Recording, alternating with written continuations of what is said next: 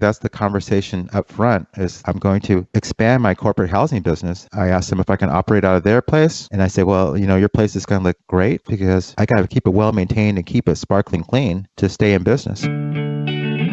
Welcome to the Rental Property Owner and Real Estate Investor Podcast, brought to you by the Rental Property Owner Association, providing benefits and services to real estate investors and rental property owners for over 48 years. With your host, Brian Hamrick from Hamrick Investment Group.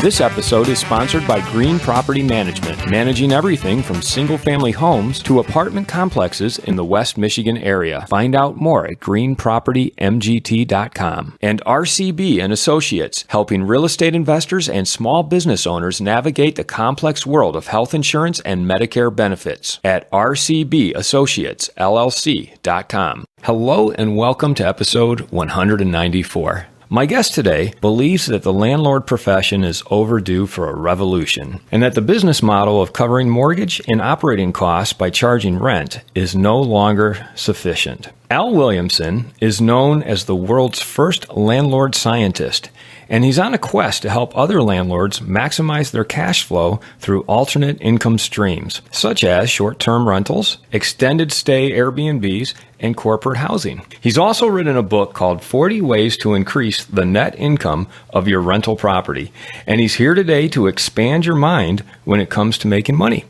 Al, welcome to the show. Well, thank you. I'm so happy to be here. Thank you for sharing me with your audience. Appreciate that. Why don't you tell us a little bit about yourself and how you got started investing in real estate? Okay. Well, I was heading life as usual. Went to college, got a job, getting ready to get married.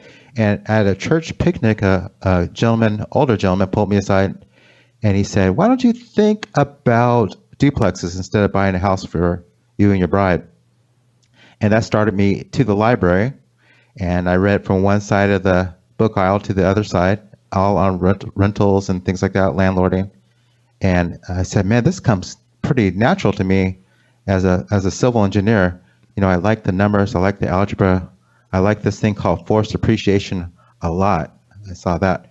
So I pushed my new bride into the smallest unit of a threeplex.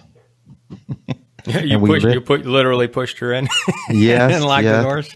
That was my first sales job right there. Mm-hmm. Getting her to. We bought the whole place and we lived in the smallest unit and then I was dumb until the place quadrupled on us on value. Then I always knew this was a good idea from. Yeah. So that's how we got started, and it's been a good ride ever since. That was in 1996. Started.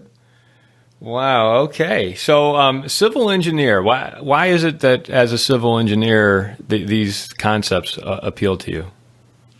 Well, because we like the mechanics of it. It's a lot of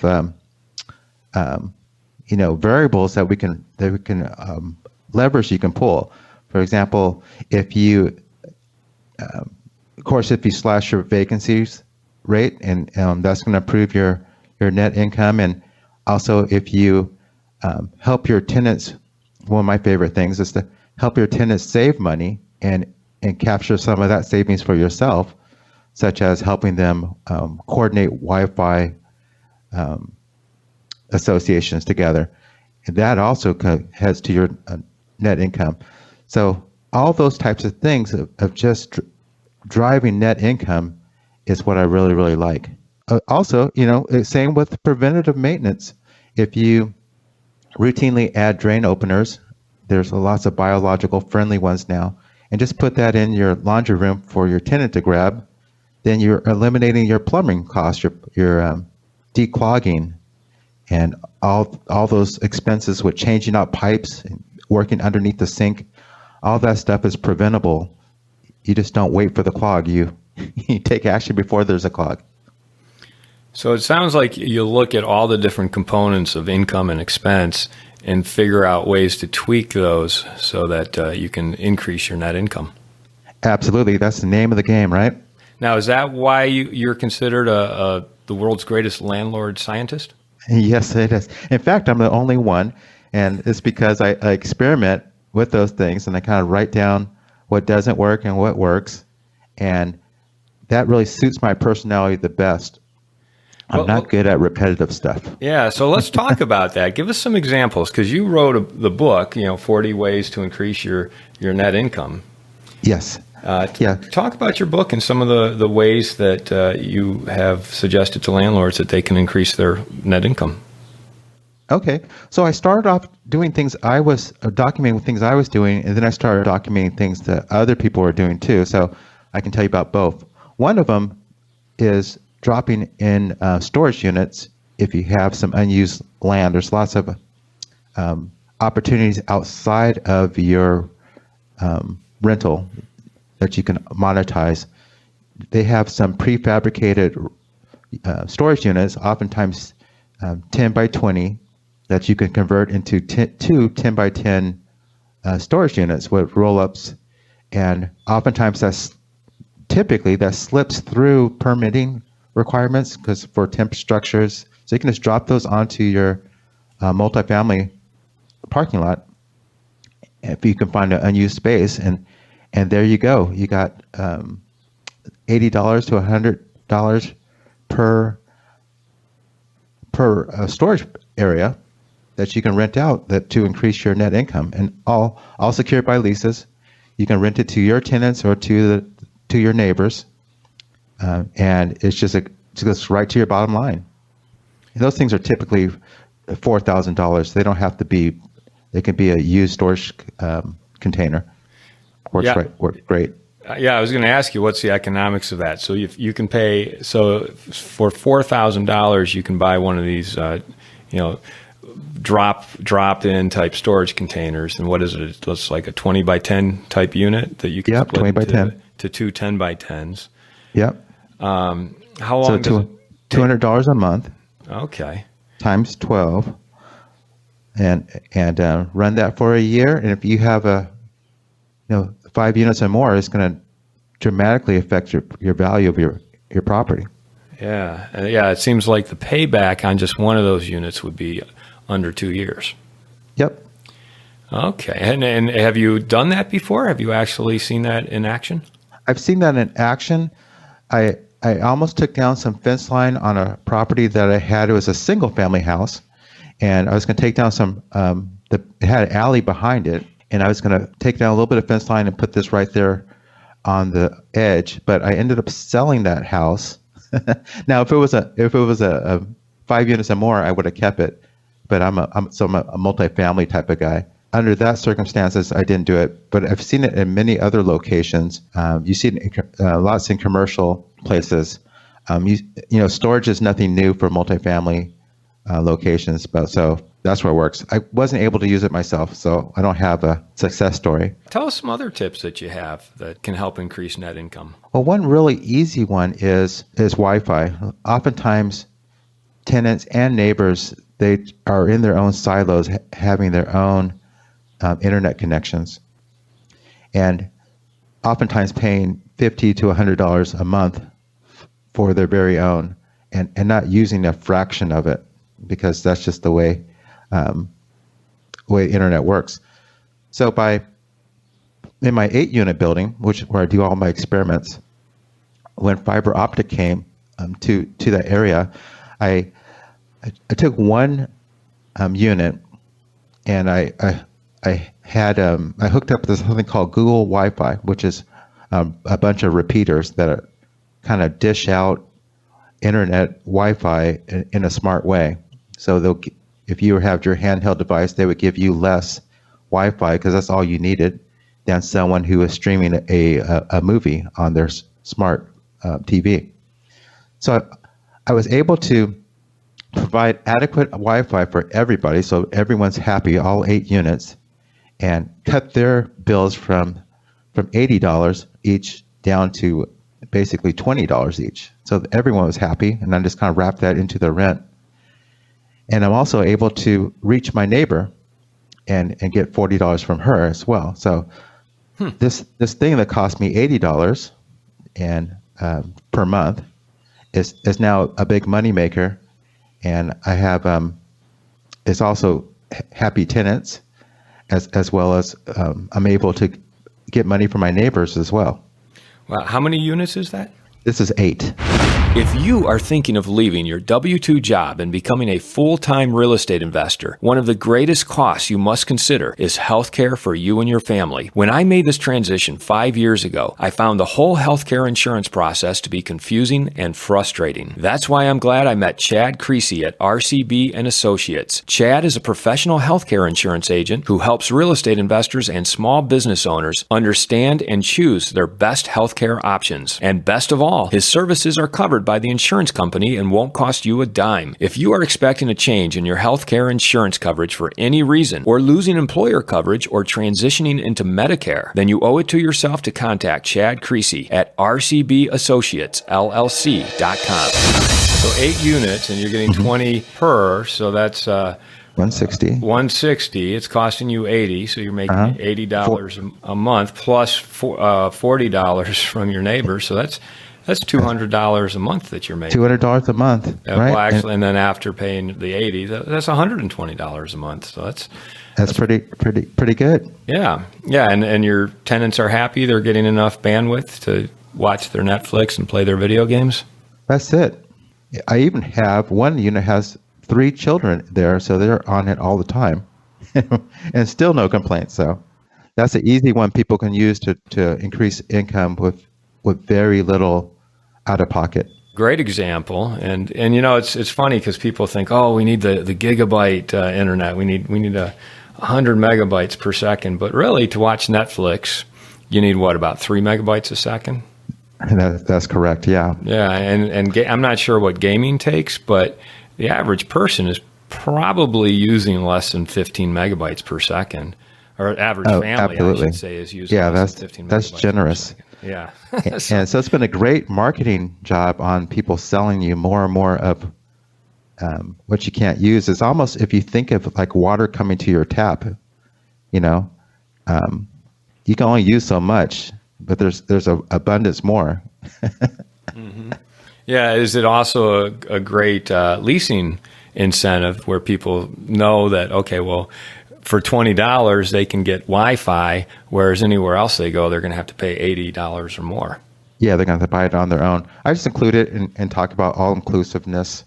In fact, I moved to all-inclusive furnished rentals as a way of optimizing what I had, and so that I could because I really want just cash flow. I don't really want more toilets. That I just want the cash flow of a lot of rentals. I don't really want a lot of rentals. What does that mean? You want the cash flow, but you don't want a lot of rentals. So does that mean just maximizing and asset managing what you do have? That's exactly right. To expanding? That's exactly right. I was in my head, it was, if I could fund my lifestyle and save for my family, my kids, not retirements, but college educations and all those things with just one rental, that'd be fine with me. I want the cash flow, not having a bunch of rentals. I think that's a little bit misleading in my world because of the maintenance, especially. So with 8 units, I was able to optimize that to replace my engineering job, and that's kind of how landlord science became so important to me. Great. Well, let's focus on that 8 unit. Tell us, when you bought it, what your original game plan was for it, and how that changed over time.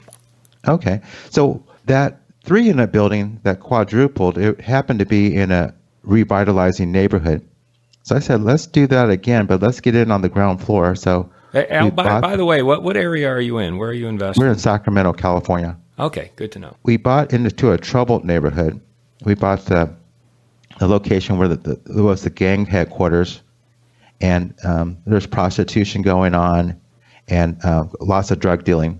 So wait, okay, stop right there. So not only did you buy your 3 unit and then force your new bride to live in the smallest of those 3 units, but you were in a D neighborhood war zone type place? So that was after 5 years. When this 3 unit one quadrupled, we thought we could do, because it was in a up and coming neighborhood. It was in a revitalizing neighborhood. There was lots of programs and incentives to make this neighborhood, make the neighborhood improved. So we decided to get into a neighborhood that was labeled a neighborhood improvement zone, and we decided to help that neighborhood get back on its feet. So we wanted to buy the largest multifamily we could in an area that, if everything was safe and there was no crime, that it had the proximity to the freeways and to the hospitals and to the other high employment zones. It was close enough to the great neighborhoods, but the problem was the crime and the disorder. So we said, let's get in there and do something about the crime and disorder. So that was started that in 2002, and started working on that and just following best practices and assembling best practices and doing a bunch of research. I wrote my first book, which is called Building Wealth with Inner City Rentals, and that's including I spent a couple of weeks at Stanford researching not Stanford but Harvard, putting that together, and came up with a roadmap, so to speak, of how a neighborhood goes through the process of becoming an overnight success. What does it take? What are the components to it? I guess I did some engineering stuff to it. I was looking at that, and it turns out keeping the streets litter free is a big part of that, and making sure you create a contact list so that you know who the neighbors are and know who the neighbors' landlords are, and just being able to improve communication. And we did close down the street between all of us and did a block party once a month. That's called part of National Night Out. And just those things like that, it became something that our politicians would brag about, and the police department was happy with, and it built up momentum. Over time, we started to attract people who were more honorable, who were low income, but they still wanted a safe place for their kids. Well, that's fantastic. So you bought this. This is the 8 unit that you bought, and the neighborhood you bought it in had crime, and it sounds like drugs and prostitution going on. Yes. So it's one thing to keep the streets clean and get in touch with the other landlords, but how did you specifically deal with the drugs and the prostitution? Well, I bought the building that was the headquarters for it, and then I offered each tenant $500. It was a cash for keys type of thing within 30 days.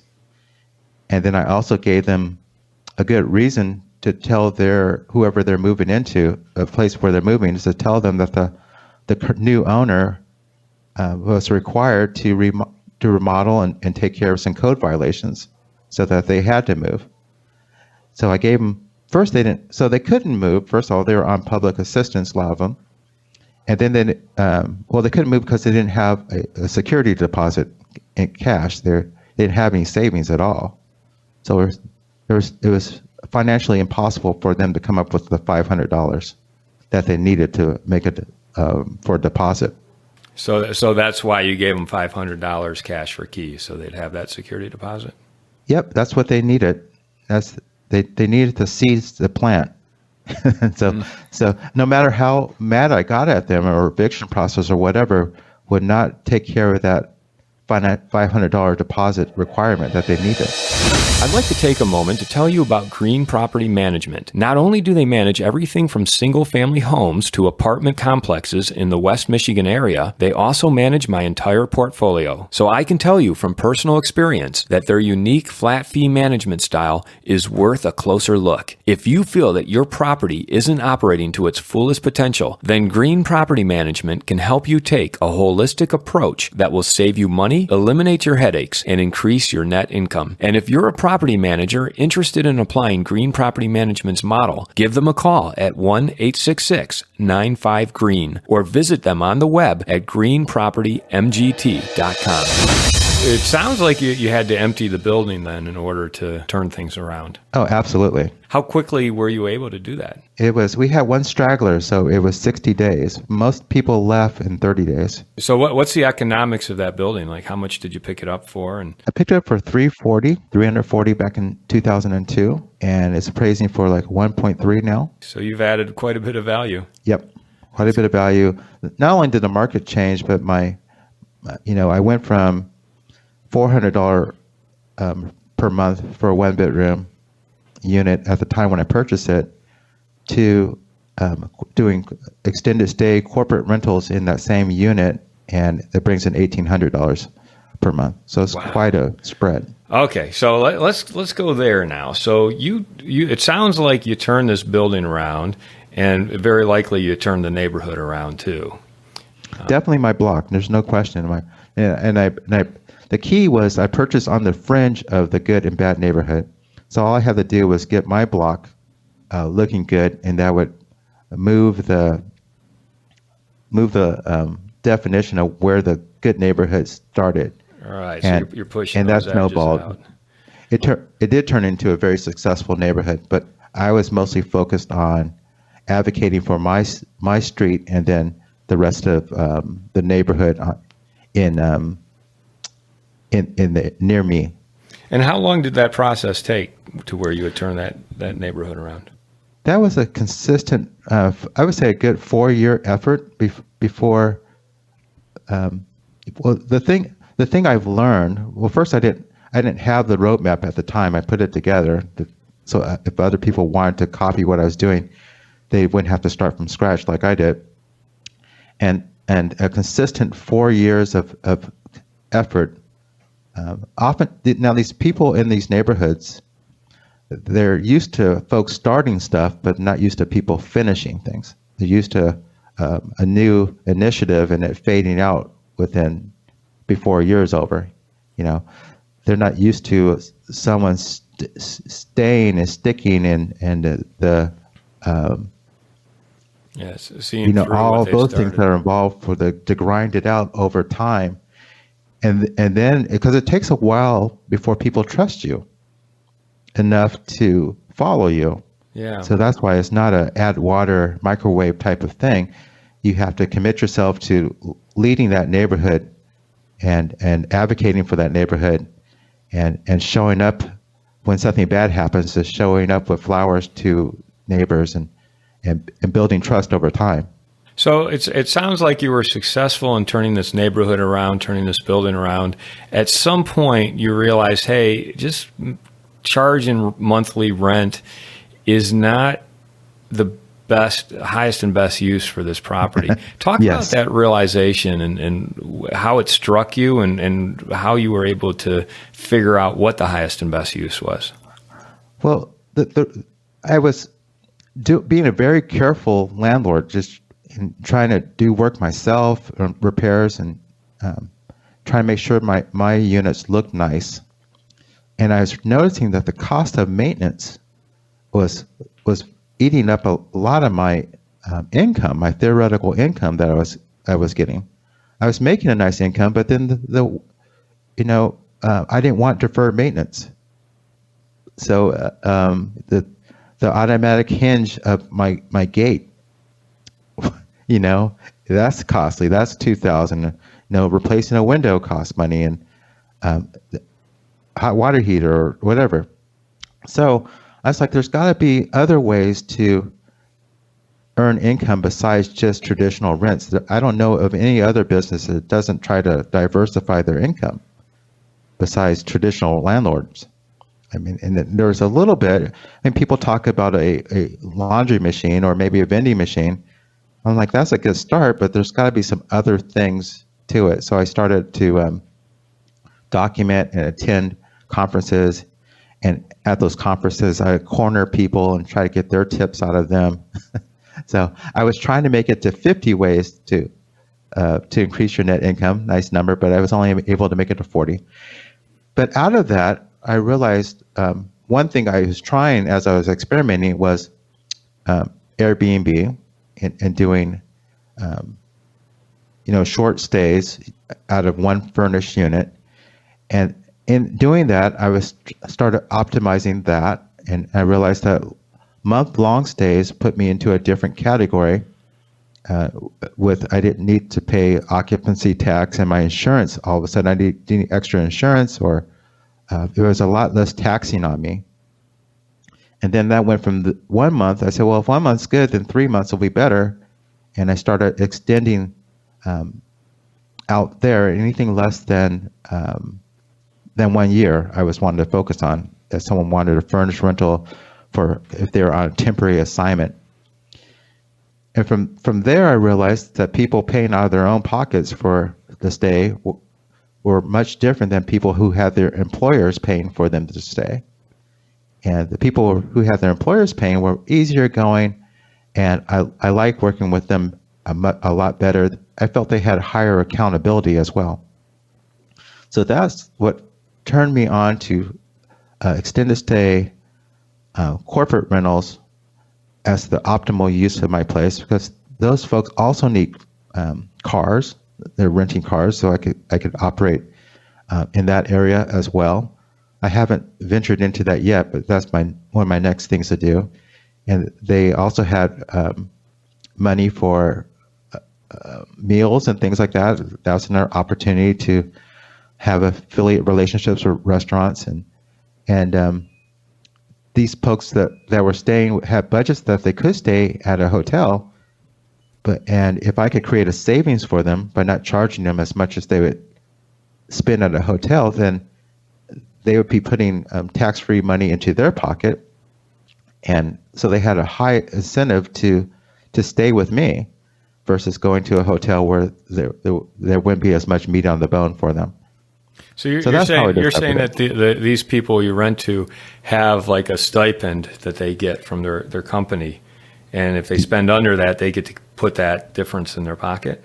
That's correct. Oh, nice. And it sounds like you're saying that you've also created affiliate relationships with restaurants. Well, that's why I'm moving those directions now as I expand my corporate housing business to do just that. That is not as much money, and I don't have as much. If I had more turnover, that'd be something I would want to do. But what I'm looking for, Brian, is to the restaurants that I like to frequent. I'm looking to create savings for myself when I show up. Oh. I'm looking for. That's what I'm really looking for. So if you can refer your tenant to that restaurant, they'll give you a discount on your meals. That's what I'm looking for. Yeah. Okay, that's awesome. And then you're also looking at car rentals too. It sounds like if you can. Yes, I'm looking at the car rentals. Services.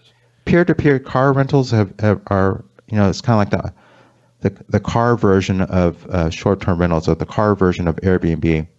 So there's more things competing against Avis and Hertz. So I was. Do you have that going on in Sacramento? There, you have the peer-to-peer car. We have a lot of car sharing going on now in Sacramento, which now. So I started down that road of car rentals, but there are so many different car sharing options now.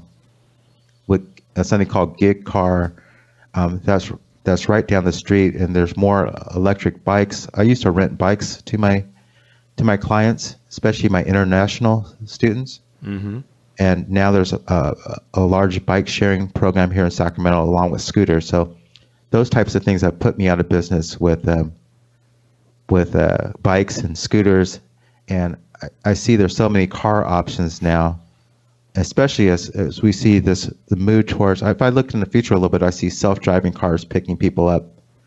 So I don't think I'm going to go into that direction. Well, the great thing about self-driving cars. What's that? Well, it'll mean less need for parking at your place and more room for storage units. I like that. I like how you're thinking.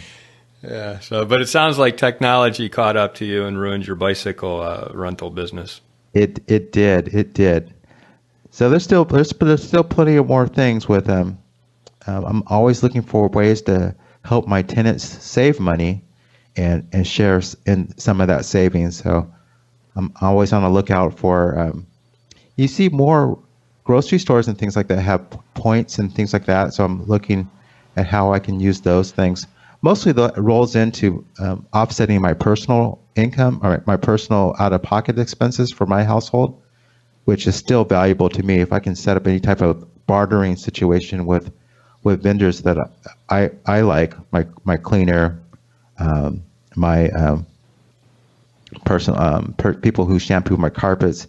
If I can set up any type of a bartering referral with that, I'm happy as well.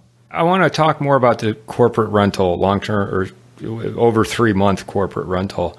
Okay. It sounds like so a couple questions here. I'll start with the first one. How is this reducing your expenses? Like, is it reducing the wear and tear and need for maintenance that you would normally get from a long-term renter? No, it's not. But it is. I go and the unit is serviced more frequently than a longer-term tenant. So therefore, we're able to catch anything, and we're making it small improvements in between. But no, it's not an expense reduction versus a 1-year person. What helps is that sometimes they share the same pipes, drainage pipes, and we're able to, the treatments that we do in between clients helps the whole building. So in that sense, that I think of my internal piping as just like your digestive tract. So if I can do anything to help it, I absolutely will. We don't want it backed up. That's always one of the big expenses on these properties is plumbing. Yeah, and I feel a lot of it's preventable if you add these biologically friendly drain openers in between or on a regular basis. Then there's no opportunity for clogs to build up over time, and they're very inexpensive. You can get 3 treatments for $10. So the long-term corporate rentals, it also sounds like you're getting twice as much per month as you would from a traditional rental. Oh, absolutely. Absolutely. Do you have higher vacancy, though? Vacancies is a function of marketing, and I really, really focus on marketing and through internet, Facebook, and building my reputation. So it's preventable. If you're not a good marketer, or if you're not interested in being a good marketer, then you're in the same boat as these regular extended stay hotels, which are happy with a 70% occupancy. I personally, one of the big things that helped me as a regular landlord was to not accept 1 day of vacancy, just become completely unreasonable, quote unquote, and not accept a single day. And once I did that, and I started to figure out, well, how do I do that? I realized that if I incentivize my tenant that's moving out, to show the place to people who are interested in the place, and incentivize them even more, so that if I was able to sign a lease before they moved out, that would nearly squash my vacancy rate. One thing that we did to dramatically cut our vacancy rate was use one of the best practices I've learned, which was to get your tenant that's moving out, to show the place. You pay them to keep the place clean and to do some showings to people who are interested in the place. Now, this is as a regular traditional landlord. So I would give them $25 every time they showed the place to a tenant before they moved out. This, of course, is in the last 30 days after I got a move-out notice. And then if the person signed a lease before they moved out, I would give them an extra $100. And that alone is how I nearly eliminated my vacancies. Is that in your book? Is that one of the 40 ways to increase your net income? It is one of the 40 ways. Love that. I think it might be a bonus because I stumbled on that a little later, but it might be in there. I had to write them down because there's so many ways that I can't. When someone asks me about them, I can't say anything. Does that work with your corporate renters as well? In the corporate rentals, for example, if I have a travel nurse and I have another one who's on the fence, I have the travel nurse who's coming talk to the one who's currently there, and they talk shop and they talk about me. I connect them through Facebook Messenger and let them chat on their own, and that does the trick. Yeah. You say vacancy is a function of marketing. What are you doing? What else are you doing in marketing to get your corporate rentals and keep them leased? Well, there's a few different Facebook groups. If it's an industry of linemen who are traveling to do repair lines and transmission lines, so well, they have their own groups. You try to get involved with one of them and have them refer you inside of their groups. So again, it's incentivizing them to do that, as well as building a reputation. Part of that is having people who are happy with you go leave a Yelp review, and referring people to check you out on Yelp as a way of building credibility. And one thing of using Airbnb, the way I use it, I kind of use it as my backup strategy. I use it to find out who's coming to town. So I'll get a booking from a corporate person or someone coming on business, because I've optimized my listings for that. And then I'll find out what company they're working for or why they're in town. And then I'll go create a relationship or try to create a relationship directly with that company. So I get referred out directly. How would you go about doing that? You can always, so through just showing up with a gift basket, and also using LinkedIn, you can pinpoint the office manager or human resources person at that location of that business. Every human resources person is on LinkedIn. You're looking for the person at the human resources department who would be placing people in corporate housing then. Well, once I find the company, once I find the person and get a referral, I can get a referral to. I ask for a office manager that I can speak with. If they can refer me to that, or to their supervisor. And if I can't get any of those things, then I'll talk directly to the human resources, because I'm offering the company a way of saving money. And so they're spending the money on housing anyway. So I'm offering them a way to save money and to have their employees be happier and actually more productive on the job. So of the 8 units that you have in this particular building, how many of them are longer term corporate rentals, and what's the occupancy on them? 5 of them are long term corporate housing or extended stay housing. The other 3 are my traditional rentals, and those people I have slightly under market their rent, and they're very happy about that. And in turn, they think that they are Airbnb hosts themselves. They think they take very good care of the people who are coming in, the travelers, and they welcome them and they answer their questions, and they're incentivized. You hear a reoccurring theme for me. He's got to work with everybody's self-interest, and you can have a great economy just doing that. How did you, so you incentivize them by keeping them at below market rent, but did you sit down and have a conversation with them and say, look, you guys are my ambassadors. I need you to treat my corporate renters as special people? I mean, how did you manage No, that? I didn't do it directly like that. I do it more so as taking really good care of them. They know that they're getting a lot of service from me, and also we have a relationship. They've been there for multiple years, and they want to. It's always reciprocate and do something for me, but it hasn't been a sit down. Hey, this is what I want you to do. They're just that type of people that want to help other folks. And that's one reason why I want to keep them in the neighborhood, because they're very good for this neighborhood that's now gentrifying. As they move out, would you then turn their unit into a corporate rental? I would surely consider it. I like there being. I don't want to make the whole thing feel like a hotel. Mm-hmm. So that's very important. Is that it still has that the person coming feels like they're embedded into the neighborhood, and not a hotel feel where no one knows each other and no one's watching out for each other. Sure. So I think there's a balance there.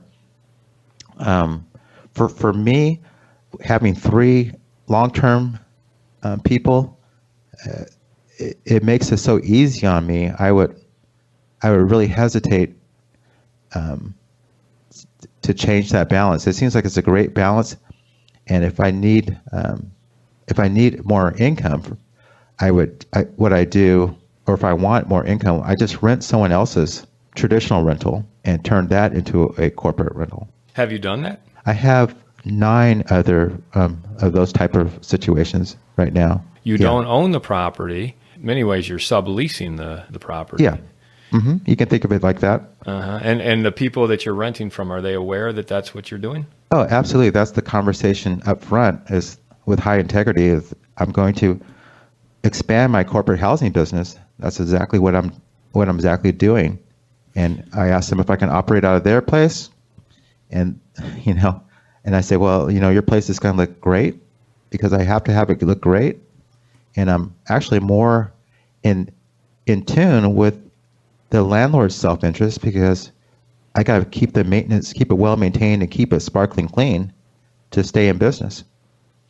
So when I explain it to them that way, they understand that, and they're often know that their place is going to look better, and they're going to have fewer headaches with me operating than with a regular tenant. Because you're the one who's going to be taking the phone calls. That's right. All right. So then the first question people would ask is, well, why don't they just turn it into a corporate rental themselves? Because of the marketing. It's not like you can sit on your hands. It is a business of marketing. And it does take time to build a reputation. The people that I approach are people in well-located locations that want to live the dream of being a passive landlord. That's their motive. They want to be a passive landlord. So take us through the mechanics of this, or the financials of this then. Someone is renting out their home at a certain rate. You come in and say, okay, I'm going to rent, I'll pay you what you're asking. But you have to have some upfront investment, I'm sure, to put in furniture and all that. So take us through the numbers on how that situation works. Well, what type, and start with the type of home that you're looking at. Okay. Well, I started with a cottage, but I moved from a cottage to a 3-bed, 2-bath. And I have one that I rent from a management company. This management company manages one person's portfolio.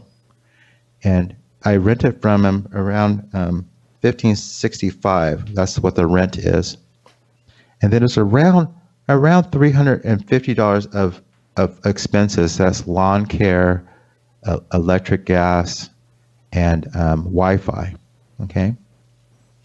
And then I turn around and I find either a construction crew or a technician crew, or someone who's in transition, has just sold a baby boomer who just sold their house and trying to downsize with their couple of dogs or things like that, because I have a private fenced-in yard as well.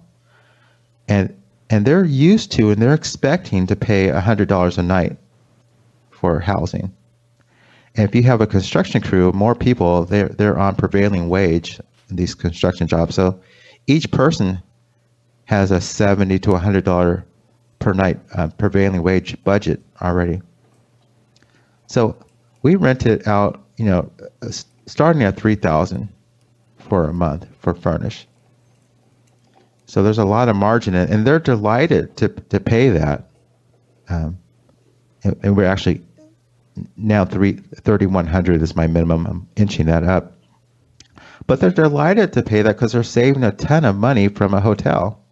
And they're cooking for themselves, so they're saving their food allowance. And they have a place for their dog to roam while they're away.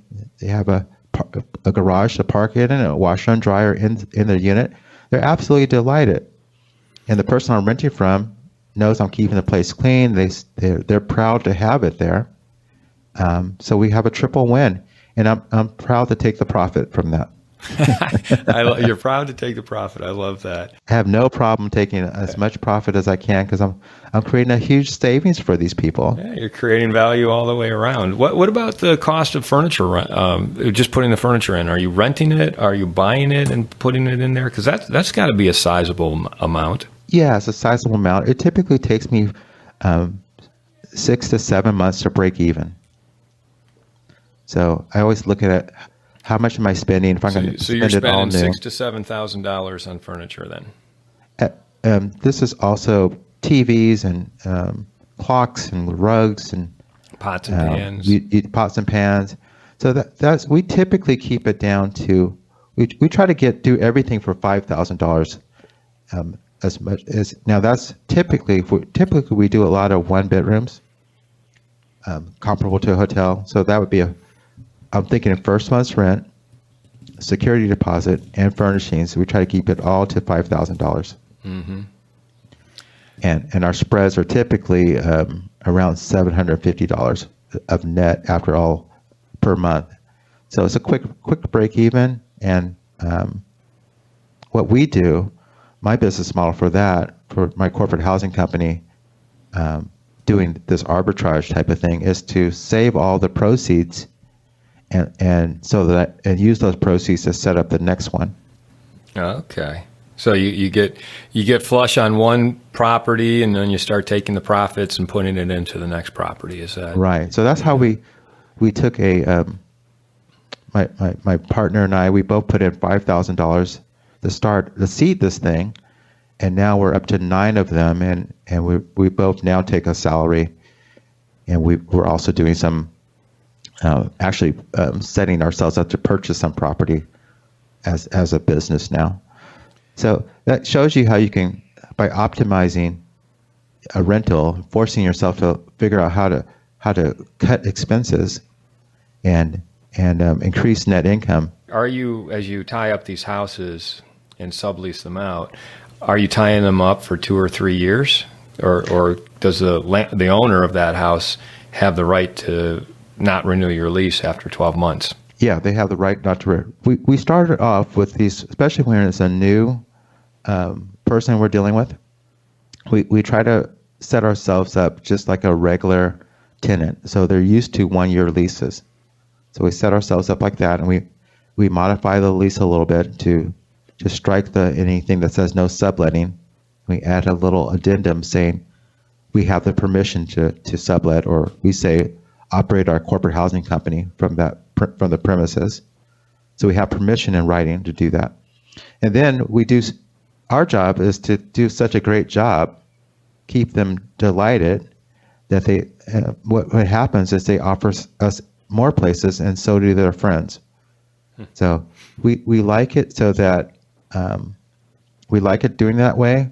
We have no problem expanding, and that's all based on serving the landlord's self-interest and keeping our clients happy, and creating more value than we capture, type of thing. Yeah, so I love your business model. I love what you're doing.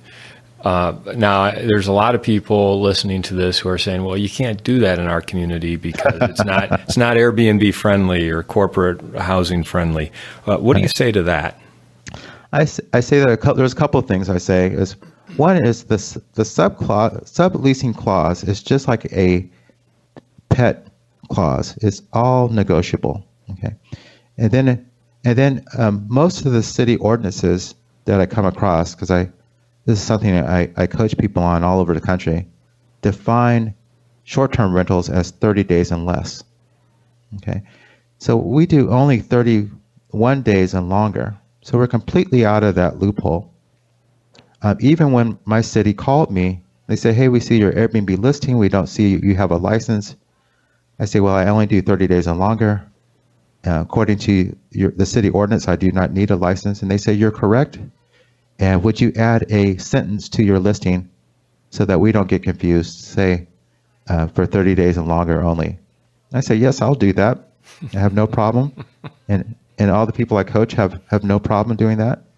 There's even the federal government on the Schedule E accepts short-term rentals now But if you're doing 30 days and less, you are definitely a business and you fall into Schedule C. You need additional insurances. You need to register with your city and pay occupancy taxes and all those types of things. You deal with a lot of tourists and you irritate your neighbors.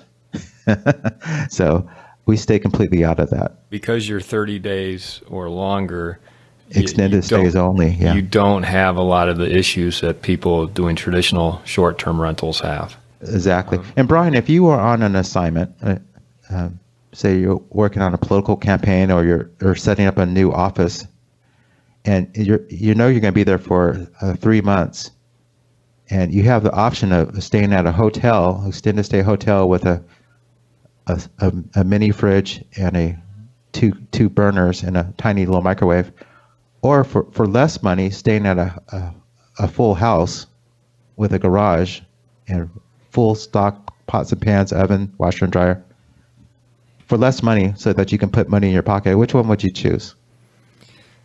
Oh, well, yeah. I mean, I would choose the house with the kitchen and, the neighborhood feel every time.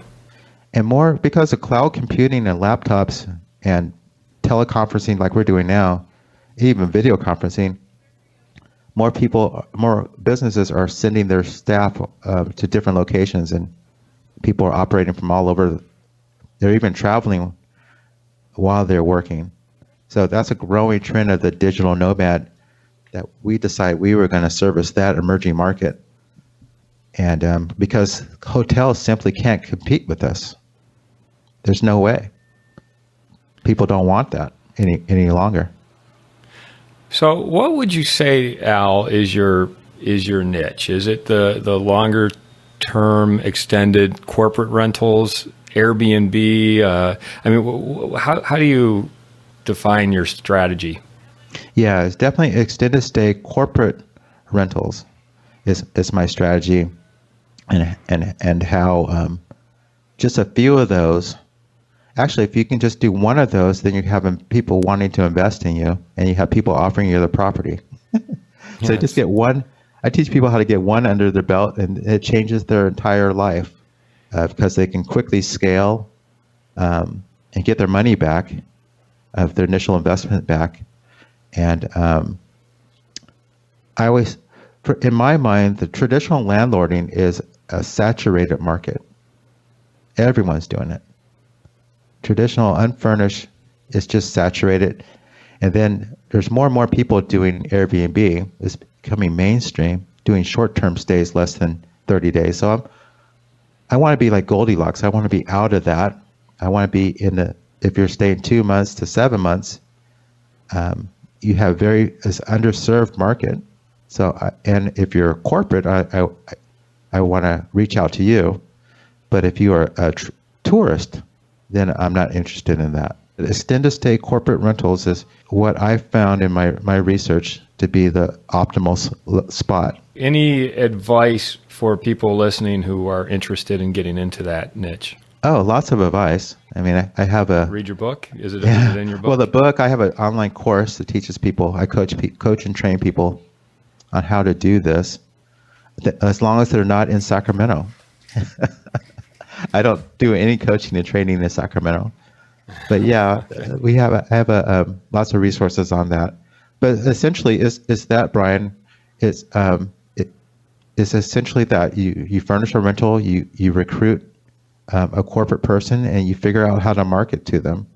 And the better you are at knowing marketing strategies, the more you have. That takes away the unknowns of keeping your place filled. It makes the whole thing work. Well, how would people get a hold of you, Al? Well, they can find me on my website, which is leadinglandlord.com, and they can email me at al@leadinglandlord.com. This has been a really interesting conversation. You've told us about a niche that is peripheral to what we've talked about in the past, the short-term vacation rentals and Airbnbs. But that's not what you're talking about. You're talking about the longer-term corporate rentals. I love that you're making money in that way, and you've figured out how to market it. You seem like a master strategist when it comes to marketing these things and creating incentives for your tenants to help you increase your net income. I want to thank you for being on the show. This has really been a pleasure. Hey, thank you so much. I want to thank everybody for listening to this episode. I'm your host, Brian Hamrick from Hamrick Investment Group, and you can find out more about me by going to higinvestor.com. That's higinvestor.com. And you can also ask questions and join us on Facebook by going to RPOA, Rental Property Owner and Real Estate Investor Podcast. This episode was sponsored by Green Property Management, managing everything from single-family homes to apartment complexes in the West Michigan area. Find out more at greenpropertymgt.com. And RCB and Associates, helping real estate investors and small business owners navigate the complex world of health insurance and Medicare benefits at rcbassociatesllc.com. You've been listening to the Rental Property Owner and Real Estate Investor Podcast, brought to you by the Rental Property Owner Association. You can find out more at rpoaonline.org. If you enjoyed this podcast, please go to iTunes to subscribe, rate, and review.